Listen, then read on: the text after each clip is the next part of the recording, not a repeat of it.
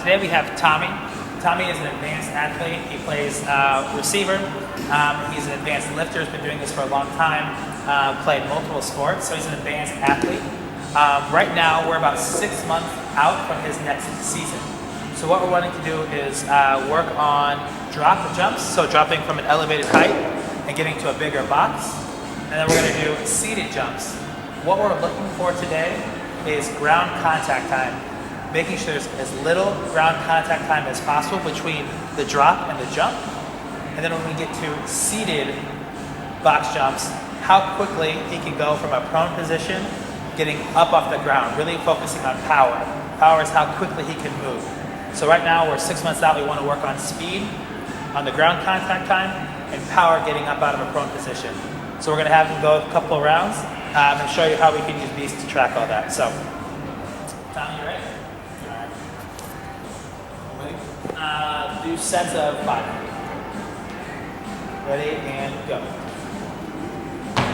Good. We're really focusing on getting up quick as possible. Good. Continue to take away that ground contact time. Well, good. 2 more.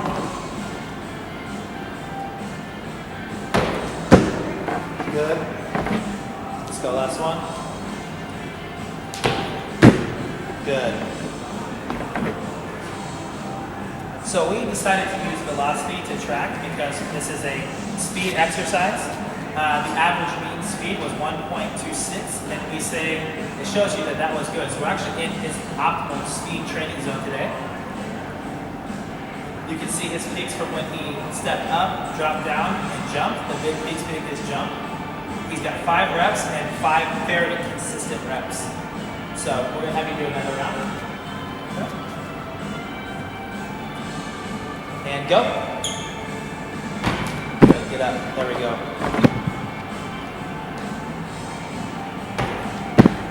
Good.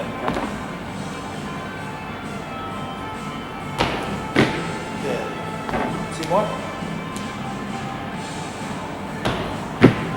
Excellent. Last one. Good. Perfect. So again, we have good reps. What we're also going to do is the speed was a little slowed down because of the small reps. So I'm going to clean up the data. Why I do that, I want to explain to you. When we talk about lifting, we talk about box jumps. And most coaches want to make sure you know is the box height is important, but make sure you pick a good box height for your athlete. Meaning we don't want him to force himself if he can't get this for consistent sets. That's where injuries happen. So make sure when you do box jumps tests at any level, you're using err on the side of caution. You want to push your athletes and make them get up to be stronger, but make sure that you are smart with your choices so that you don't put your athlete at risk. So just throwing that in there. So we're going to clean up the data really quick, get just his jumps, and we're going to see how he did today. In his normal progression, we probably have him do 3 to 5 sets of 5, making sure he gets quite a bit of work in. Trying to give him good rest time because we want to simulate some on the field reps in rest time when it comes to American football. So here we've got his 10 jumps. They look good, very consistent, which is what we want to see out of an advanced athlete. We want him to be able to do 3 to 5 sets, consistent reps. So we see that he's consistent, and we see that his average speed is 2.34. Again, it's showing that was good. He's in his target zone, so Tommy is training pretty optimally. We can always say that he can improve. We can do some weighted things to keep getting him stronger. But for advanced technique, that's very good with technique, form, and ground contact time.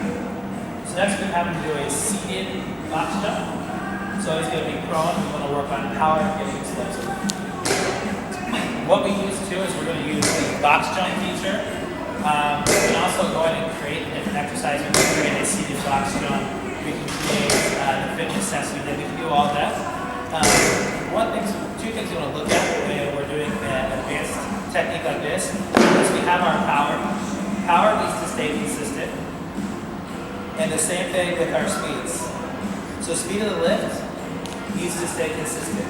As a high-level athlete, speed should never drop. If you see major drops in speed, It's either fatigue or technique, so you need to reevaluate where you are and possibly look to train some of his training to keep that consistency. So as we do a box jump test like this, speed and power should remain consistent throughout his reps. All right, is that good? Perfect. So now we're going to go on to the next cycle here.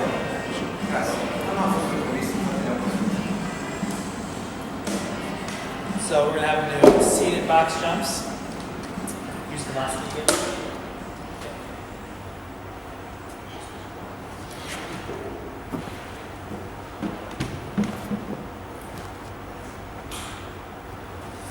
When doing this also, you want to make sure that the wide side is facing your athlete, giving him more surface to land on to negate any risk of injury.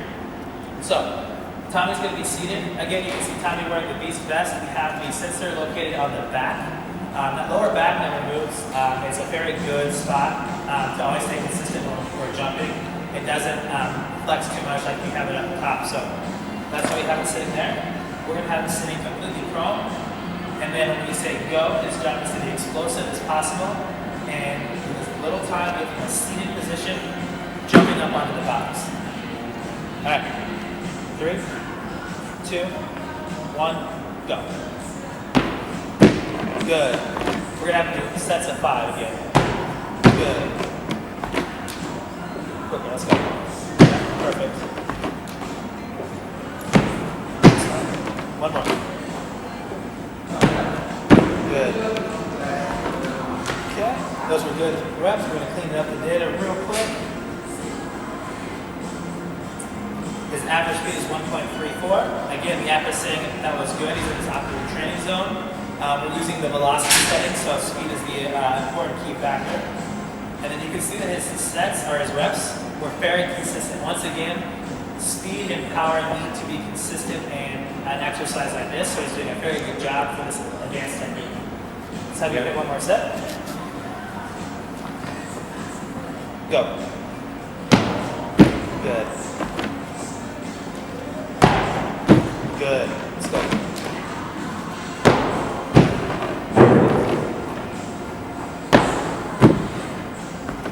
Let's do one more.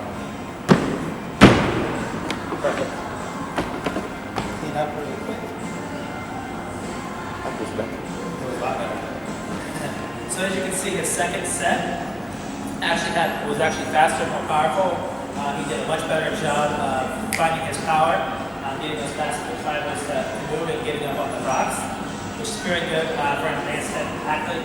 Kind of the next stage in the progression, we can put a weighted vest or having hold weights. As we progress closer to the season, we want to get him moving faster and being more powerful, so he can go and get footballs and do different things. So it's a great way to track his progress and see how he's developing over time. And just to see his power increased, as we can say, he just said himself, this feels like a better set. And his speed went up. His average speed was 1.56, again, in his optimal training zone for the day. So very good job on his tests, I guess his sets for the day. We'll finish up and have him do the rest of his progression. And then, we'll see how he continues to progress over a 6-week cycle. We do test out to see how it translates and everything. So that's how we can use advanced technique box jumps. That's the best way to use your beast. If you don't have the vest, using a belt or some sort of apparatus, or if you tuck it in the waistband, is kind of the best hack to use. But nothing beats having the vest for the best clean data. I hope you found this useful. Leave us comments, let us know. You can always reach us at info@beast-technologies.com. Make sure you follow us on Twitter, Facebook, Instagram, using hashtag BeastSensor on all your pictures, and look for us to repost you. We hope you guys enjoyed this video. Thank you, and know your beast.